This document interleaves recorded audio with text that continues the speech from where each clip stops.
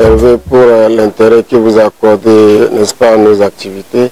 C'est vrai que nous disons généralement que la campagne a été lancée en juin, mais il faut rappeler que nous, puisque nous parlons de campagne, on n'attend plus juin, parce que juin constitue quand même une journée, n'est-ce pas, qu'on lance officiellement pour le démarrage. Mais puisqu'il y a des caprices pluviométriques, on ne tient pas compte de ce démarrage.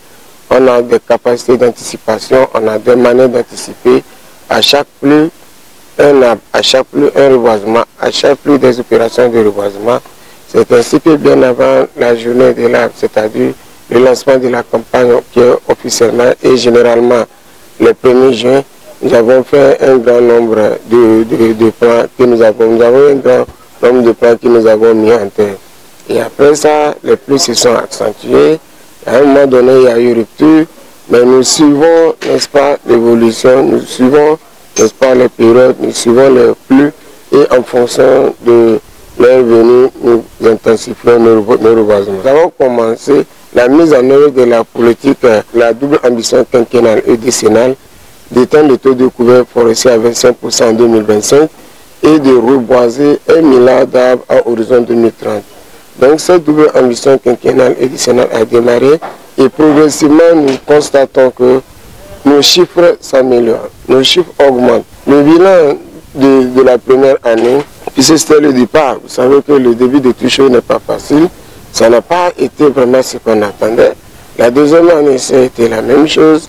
L'année passée, on était autour de 2 500 000 francs pour le compte de la région des Plateaux, après la campagne.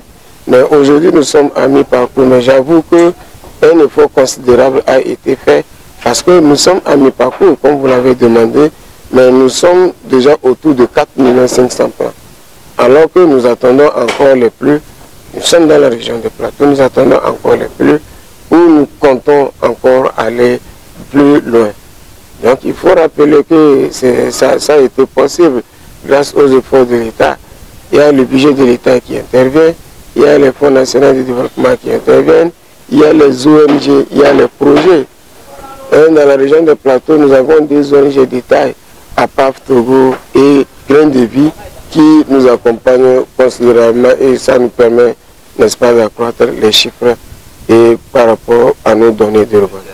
Non, mais vous savez bien, on met de côté les pluies comme vous le dites.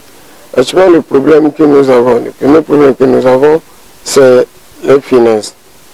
Les gens ont envie de faire, mais les moyens vraiment n'accompagnent pas comme cela se doit, quand bien même on reconnaît les efforts du gouvernement. Mais il faut aussi dire que l'argent, ça n'a jamais suffi, mais on essaie de s'adapter. Il y a également la question de la main-d'œuvre. La main-d'œuvre pose problème, mais parce que aujourd'hui les gens, ils pensent qu'ils ont autre chose à faire, mais quand vous les appelez de venir reboiser, ils pensent que le reboisement c'est pour vous, ce n'est pas pour eux. C'est pourquoi également nous intensifions les sensibilisations. Il y a également comment dire, la transhumance. Il y a la transhumance qui est là, c'est-à-dire la divagation des animaux, ci et là. Il y a également le fait que la collecte des données n'est pas encore ça, parce que jusque-là, les gens ne savent pas que quand je mets en terre un seul plan aussi, je dois quand même pouvoir dire à l'agent forestier le plus proche qu'il y a un plan qui est ici. C'est vrai que les agents forestiers, eux aussi, au cours de leur patrouille, font ces efforts-là pour, n'est-ce pas, collecter ces données, mais on n'arrive pas vraiment à couvrir.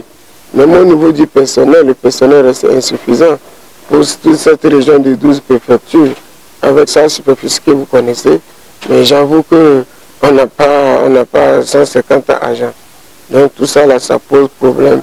Mais nous essayons de nous adapter sur le terrain pour, en tout cas, avoir le résultat attendu.